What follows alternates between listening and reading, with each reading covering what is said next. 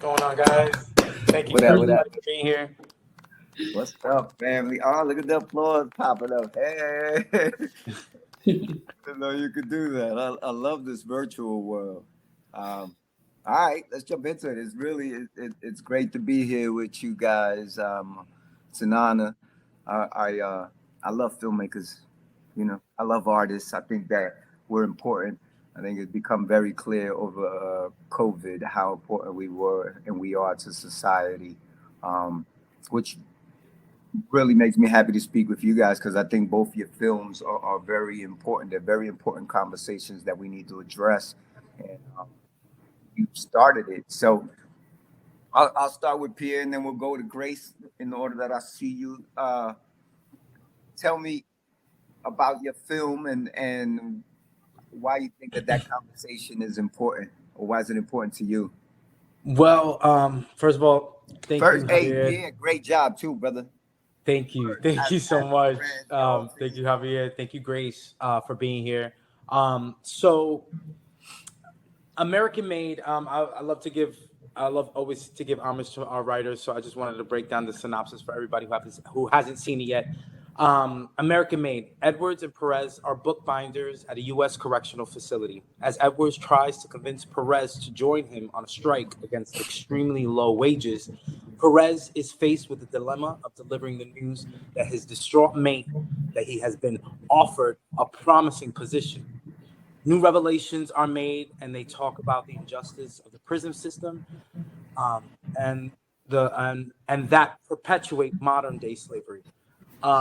So in the beginning of all of this, American Made kind of came out of the pandemic. I had created a production company called Dominican Productions, and I reached out. I love that name. Thank you so much. I'm Dominicano and Puerto Rican, so I was like, let's put it together. Let's make it work. So I reached out to the writer, Christin Eve Cato, and it all kind of came out really as like, how can we distract ourselves, right? Because the pandemic alone, our jobs were stripped. We were stuck inside. We were made to be seen as like we were just secondary. You know, we weren't part of society at a certain point. You know, coming back from the pandemic, we weren't able to film. We weren't able to be on set. We weren't able to be in theaters. So I reached out to Kristen and I was like, yo, how can we I want to act. The first thing I told her, I was like, I want to act in something. Because I already have been producing so many pieces of work. She sent me this play. American Made started off as a play, a one act. And then we adapted it into a screenplay. And I was like, let's film this. I got the money, I got the access, our friends are all around us, kind of like ready to do something. So we came together and we filmed this piece. The biggest thing for me as a producer and as I've edited the project as well, and as an editor, was to show the relationship of these two men. And it didn't have to be, you know, men of color and the men in the prison system alone are always looked at as monsters, as looked at as like the bad guy. But at the end of the day, I really wanted to show the humanity and like the intimacy of these two men. It doesn't have to be sexual, it doesn't have to be anything like evil or crazy or dirty or nasty, but it was something pure. It's a brotherhood. So that was like the biggest thing for me about American Made, is like showing the injustice of, obviously, the prison system got some really effed up problems. We can go really deep into how men of color are seen in this world today. But for me, I was like, that's something that's already known. How can I just show the beauty of just this relationship of like this, my homie, you know, they love each other. They depend on each other on a different level. When you're in prison, you know, and I have friends and family who've been through it. When you're in prison like that, like you don't have nothing else. So what you do is you depend on these relationships, you depend on these connections. And I think Edwards and Perez just show, you know, it's just like this glimpse of this brotherhood and this purity. And I really wanted to show that through this work, through this piece. Yeah, that was clear. Real quick, I'm gonna sideways. Tim Joseph, Lifeline. What's up, family? It's good to have you here. Welcome. Thank you very much. Glad to be here. Where is it? Do I say, is it Kristen? Yes, it is. Hi, Javier. ¿Cómo está? Bien, gracias. I'm trying to unblur my camera so you can see my face. We can see you. You can see me? Yeah. Okay, great. I can't see myself. Okay. Yeah, listen, I really enjoyed your film. I loved your performance. It's fascinating. I love like when we're making films on this level and we wear all these hats. You know what I mean? The insanity of like producing, acting, and everything else. It's a lot to juggle, man. So I tip my hat. I also what I found fascinating is I have a lot of friends that are on the ground floor with the like Amend the 13th movement. Mm-hmm. And then, so I thought your film was like right in line with that. I was like, oh, that's dope. You know, California took a big hit. California rejected the Amend the 13th like movement, which is weird, but you know, it's something that we're addressing and we're moving forward on. Christin, what do you think? What's the importance of the conversation of your film, and what are you hoping to get out of it? Yeah. Hi everyone.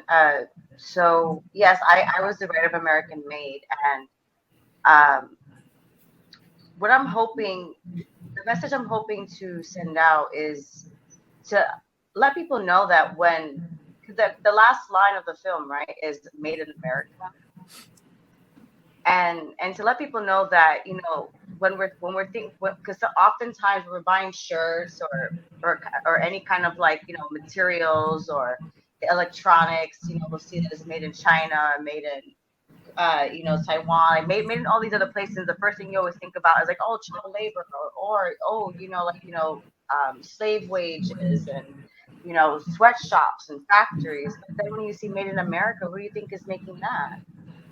And I think that's the, you know, that's one of the main things I want people to take away from this, that slavery exists here too. Mm-hmm. That's dope. That's funny too, right? You don't think people be like, I want stuff that's American made. Yeah, exactly. And it's just like half the stuff is, you know, who you think is making it? Who you think is making it? Man, they're not even putting that mathematics together. Right. You know, they actually think. But we're not taught. We're not taught to. We're not taught to. And then if you're in that system, you're when you think of these jobs, like, you're like, yes, I want that job. Like, that's it. In the film, you have these two men doing binding work. You know what a privilege it must have been for these two men, and the shit they had to go through to get that job. Like, that's the job. Yeah. We got the prime job, binding books. You know what I'm saying? So it's what a system to be thrown into, and it's like the brainwash of it all. You know what I mean? And unfortunately, it affects people of our color. Oh yeah. Of our diaspora. That's the at the end of the day, that's what happens. And what I love so much about Christin's work and the script, and I broke it down for them. I said, like, you know, start off with a play. I was hearing that conversation of being like, yo, I'm going crazy. Estoy loco. We need to do something. You know, we need to, like, get our minds out of this pandemic. And Christin courageously took this play and turned it into a screenplay. And we were doing readings, and we were having conversations, and it was, what an amazing opportunity to be given this time to really dissect and put in work into this piece. You know what I mean? Because I think that if we had done this when not during the pandemic, I don't think it would have came out the same. You know what I mean? So I do think that there's a layer of that's important to that came out through the film as well when you see the final product. Man, it was funny. Like, you think about the pandemic with all the negative sides of it. Like, I also know a lot of people that made like huge advancements during it. You know what I mean? When they just to take a chance to breathe and then be like, well, these are the things that are important to me, because right now I'm really focused on what's important to me under the circumstances of life. Beautiful, man. Beautiful work. I applaud you, and I'm excited for this conversation because it's super important. I'm gonna slide over Grace. What's up? What's up? What up? Rise up. I'm at the end, like, you know, my fist is in the air. I'm like, yeah, let's do this. It's that time. People talk to me. One, your film is also great, and it's an animation. So what was that like? I wanna talk about like the message, because it's another important conversation. That's just in line. Like, all three of these films are three of the most important conversations that's affecting our communities, right? And so you chose to like express this in animation, in a cartoon, which I really loved, and I feel like it makes the message more digestible, if that makes Mhm. sense. So can you speak to us about like, what the mastermind behind it was? Yes, yes. Well, first of all, hello everyone. Hello everyone in the audience. Thanks for having me. Well, it's exactly like you said. I thought about animation because I wanted to. First, I wanted to write a book, but then I thought, let's be honest, who's reading these days? How can I reach as much people? Yeah, but I wanted to reach, people who are young, Yeah. old, people who can read. Some people cannot read. I want to reach out to everyone. And that's the thing that I love about animation. Everybody, whether you speak the language or not, you will be able to understand the message. You will get the emotions and stuff like that. So exactly like you said it, that's why I used animation. And I also wanted to make sure that because the movie is, bear with me, my English is not like that, but it consists out of two stories. Like you have the animated version, you have the story of the bird who's trying to be free. And that's an international story. That's the African diaspora. That's global. That story is, I mean, we could all be relatives here, Yeah. Yeah. right?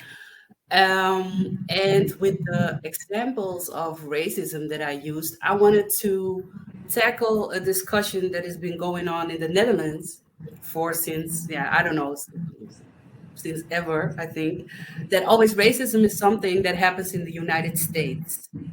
Racism is something that happens in South Africa, but not right here. And that's not true. So with Rise Up, I wanted to kill that discussion. Like, no, we're not gonna say like, oh no, that's only black people are only treated bad in the United States. No, no, no. Come on, let's be real. Let's Hmm. get real. Hmm.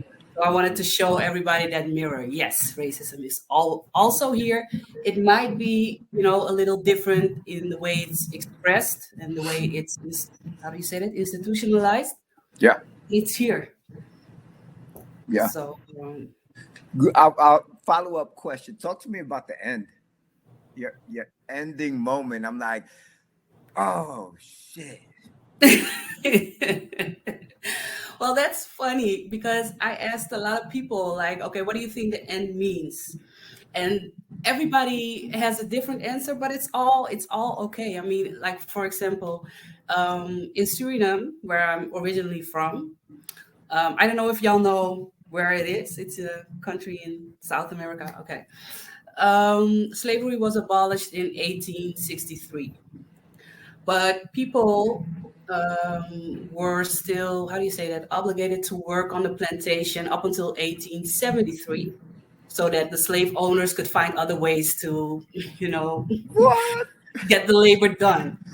That's So my crazy. mother, for example, when I asked her, like, what do you think the ending means? She said, well, we are free, but we weren't really free up until 1873.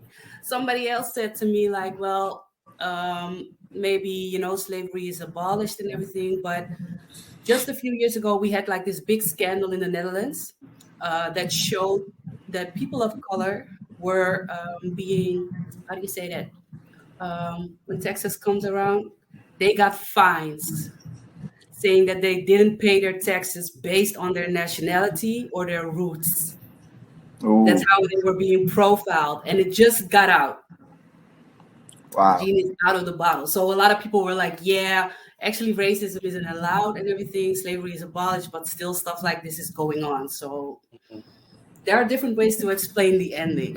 Yeah. Yeah. Yeah. I looked at it and I was like, it's one of those we free, but we still like they found a secret way to like keep us turning against each other, to keep us in this Yeah.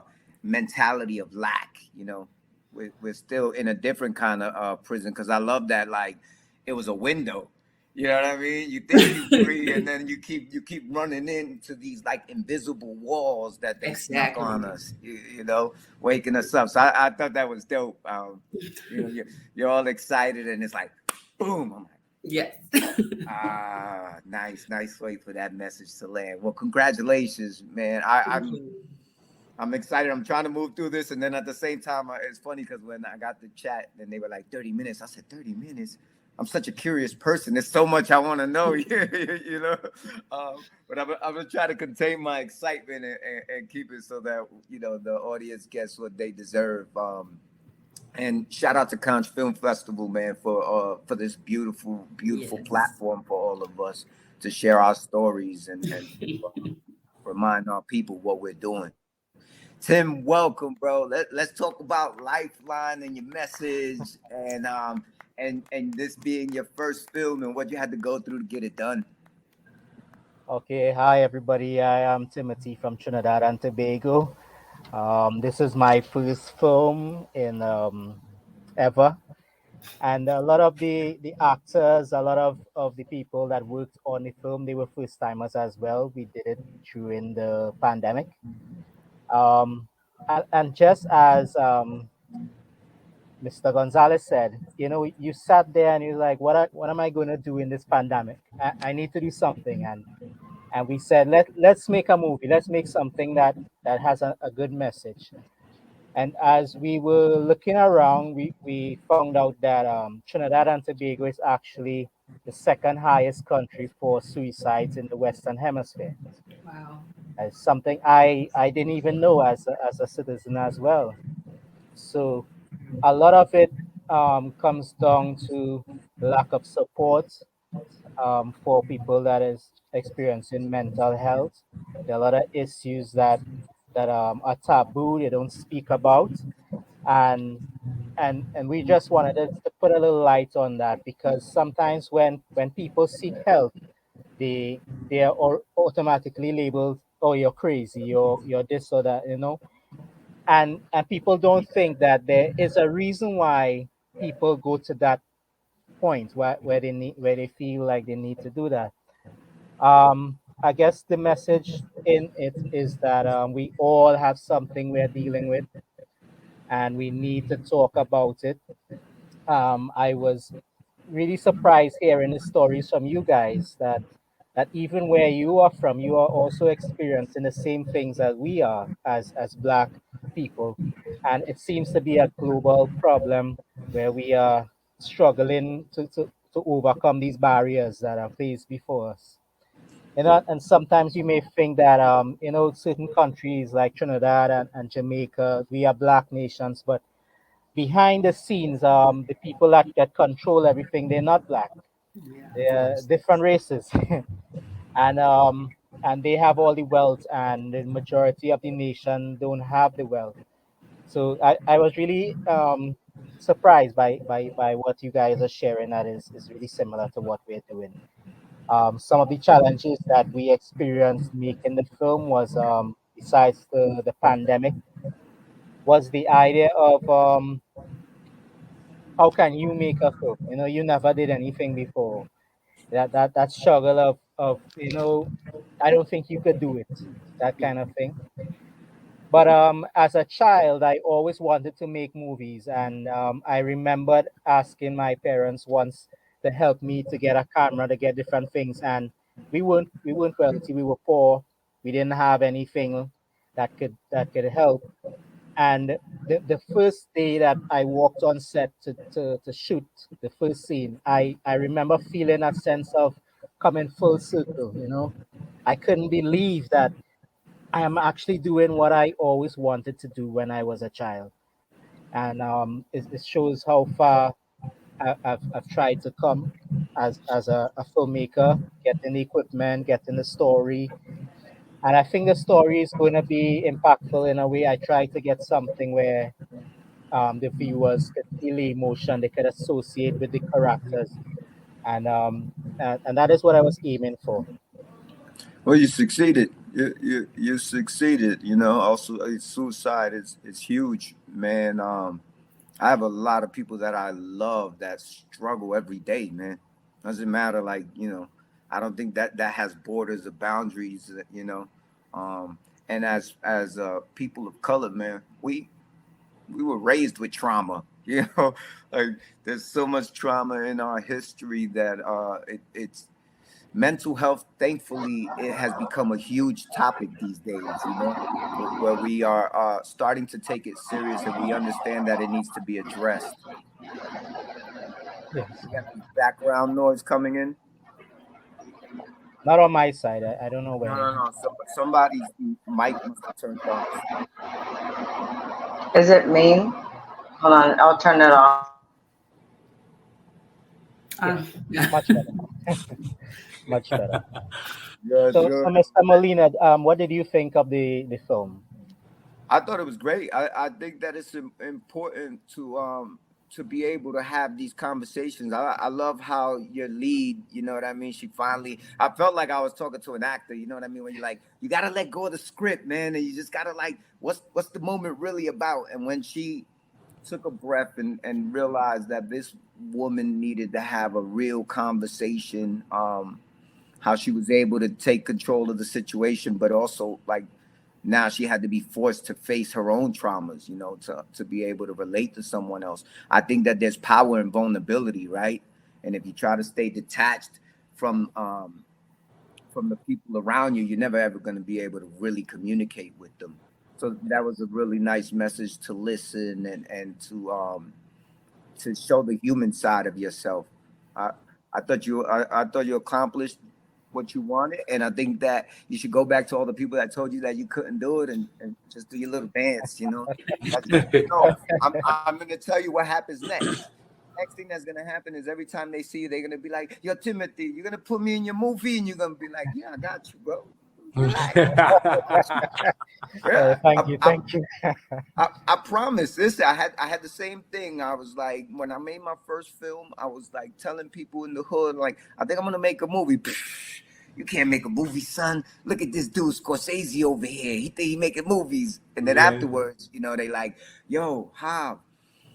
You know, I could be a background actor. Like, sometimes we have to show them that we can do it. You know what I mean? And you gotta have that belief in yourself. Man, there's so much we don't have enough time to get into everything. You know, all the important things that happen in your films. You know, I love the idea of creating a union for like the convicts, where he's like, yo, let's just unionize. It's like, yeah, that's gonna go over well, bro. You know, everybody is gonna get shot. You know. You know how it is when people say that word. Everybody gets nervous. Everybody's yeah. So know. listen, I want everybody, tell me how long from concept to finalization of your project, like you know, the birth of the idea to the realization of it, and what changed in the process. Let's start with American Made. Yeah, go ahead, Pierre. Yeah, no, it took us a year. It took us a year. We started having the conversation about the play, the one act, and then it was all completed. It took us like a full year because it was the beginning of the pandemic. I want to say August, right? I want to say like July, August, when it was like that first summer that it hit, and the following summer we had already filmed it and had our first round of edits. So we were like almost at picture lock at that time. And for us, it was really just like you said, Tim. Like, I think the whole time, at least for me as a producer and like setting this all up, I was like, what am I doing? Like, you know, like how am I even allowed to do this? Do I even have the knowledge to do this? You know, and I think it was a lot of self-doubt, but I think having the community around me, thank God, having Christin, having our director Tiffany, having Just Being Productions, Naceli Vega, and Bianca Desario, which is our other associate producers on the project. It was about community. It's so powerful when you have people who believe in the mission, who believe in the work, and then come together and get the job done. So for us, I speak for myself, like the growth of what I thought I could do at the beginning of the year to what I actually accomplished. Now this is just the beginning. I'm ready to 3 more films that I'm going to be directing and producing, and like it just ignited something. So Tim, keep going. Like, this is your first one, but like that's it. It's over. You know, you got big.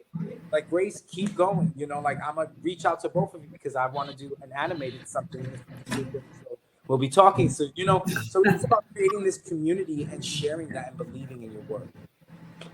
Amen.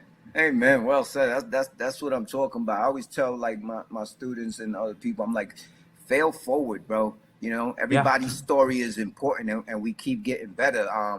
And you guys succeeded, so you know that's an even better platform to build off of, right? Yeah. And it's just the beginning. This is just the beginning. This is one small little moment in all the work that we're all going to be creating. And especially now, because people want to hear our stories, that people are actually listening to our brown stories, even if it's just for marketing, even if it's just for, you know what, I don't care. I'm going to take advantage of it. I'm going to take the money and I'm going to put the work out there and I'm going to show what is true to my culture, what is true to my people. You know what I mean? Until we can be in the tables making the decisions. You know Preach. what I mean? Well, that's the point. That's important right now. We control the narrative. We have the power to tell our stories. It's important to get it out there, and we have to like just push forward. You know what I mean? Yeah. Fighting through the obstacles, and we built for this. We built to overcome. And take the money. Take the money. They all looking to give us money now. They all look. You know what I mean? My friend. So be smart about it. That's something that I'm starting to realize now more than ever. But can I ask you something? Yeah. When you take the money, doesn't that give you less control over the story that you want to tell? About the story that you want to tell? I will say right now, in the sense of the money that I'm looking for grants. I'm looking for opportunities for social justice. You know, at the end of the day, do I want Disney to help me produce? Do I want that Disney money? Yeah. But I also know that I'm not going to sell out my mission and my what drives me. You know what I mean? I look at projects that are happening now, like these people are producing work. Yes, it's a little bit more fluffier, it's a little bit cleaner. They're trying to like hone in you know what I mean? And that's just what they're gonna do. The more that we push back and the more that we say no, the more that we say, you know what, this is where my line is, and I'm not gonna go above that line. Right. Oh, I got 3 minutes. Hold sorry. No, that's important, right? Well, there's a creative way to get the message across. You know what I mean? And if you tell me, hey, this is the way that you can operate, then I will navigate in that and still find a way to give my message, right? Yeah. Grace, real quick, tell me from concept to finalization, how long and how many pictures were drawn, right? Like animation, like you almost have to like draw every frame. Wow, I can't answer that. That's my girl Sona Maines. She's the animator. It took her 3 months. That I can tell, but I can't tell how many pictures. And from concept till finalization, I think we started in August and we finished in March. Beautiful. Yeah. Beautiful. So that must feel good. It did, because it's also my first project. Ooh. Yes, and for me it was like an experiment. Can we make this happen? So I just started looking around in my area, like who can draw? And right now for my next project, by the way, I'm looking for somebody who identifies as an indigenous person to draw the animation, because I want to tell a story also about, I want to tell a story through the eyes of the indigenous people. Everybody, all audience, you hear that? If you know somebody, send it in the chat. Let us know. Yes, please do. Listen, we gotta support each other, right? Like, and make sure we move forward. Tim, real quick, from concept to finalization. It took about maybe 6 months for us. We wrote the story and found the actors around the same time, and we luckily had people who were willing to come on board and get the story done. So 6 months. That's great, bro. It's a short story, so I try to move as fast as possible. Man, listen, I usually take 2 years. I move slow. I'm like, but, you ask a lot of favors. But just as Jean-Pierre has said, it whet my appetite. I want to do more. I want to try different things. I want to probably do a series and different things I want to try. But we tell great stories as Black people. I love our originality. So I'm looking forward to seeing the other films as well in the film Yeah, festival. same here. Yeah. Yes, Oh me man, too. there's some great films here. I know we're at that limit. Real quick, what's next? What's next? What are you doing? Across, anybody got a project they already mapped out? Go ahead, Tim. I see you. Yeah, I'm doing a series on a police officer who is trying to uncover political corruption. That's a lot of work.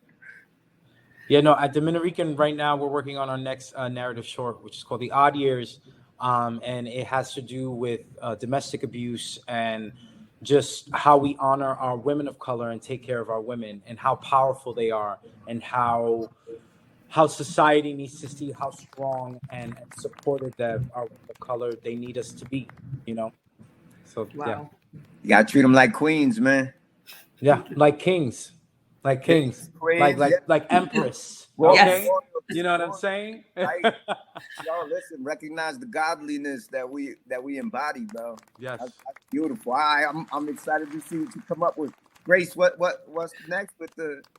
Well, next is like I said, I want to tell a story through the eyes of the indigenous people about the relationship between climate change and colonization. Whew. So that's gonna be next, yes. Man, that's what I'm talking about. Listen, it's been a real honor. I'm really sad that the time is up. That went really quick, right? I got so many questions. Maybe on another call. You guys, you're important, man. You are so important. Your stories are important. Your message is important. Keep going, man. Keep creating. Keep coming from your heart. Your beautiful souls. Thank you to the Conch International Film Festival for giving us Thank clap. Thank you, Conch. Right. Oh, you. I'm sorry. I hate saying goodbyes. I'm like the worst. It takes me 15 minutes to say goodbye. Beautiful guys. That's why you gotta say later. You gotta say later. Later. Later. And y'all don't even know, Christin Eve Cato is taking over the world. So if you're looking for a writer, if you're looking for somebody to collaborate with, this chick over here is taking over the game in New York. And I'm just so proud to call her my friend and to call her an amazing artist. So everybody reach out to her if you got some projects or ideas, because she's the one. Cool. Word. Let's make sure and let's support the rest of the filmmakers. Let's make sure that we pop in on all the screenings, and also let's throw it up on our social medias. I am the worst social media person in the world, but I'm sure everybody here is better than me. So please let's put it out there so that your films can get bigger screenings and everyone gets the attention that they deserve. Hats off to all the beautiful filmmakers and artists that are here with us. Man, what a blessing. I love you all. Pa'lante, ya tú sabes. Pa'lante. Adios. Bye-bye.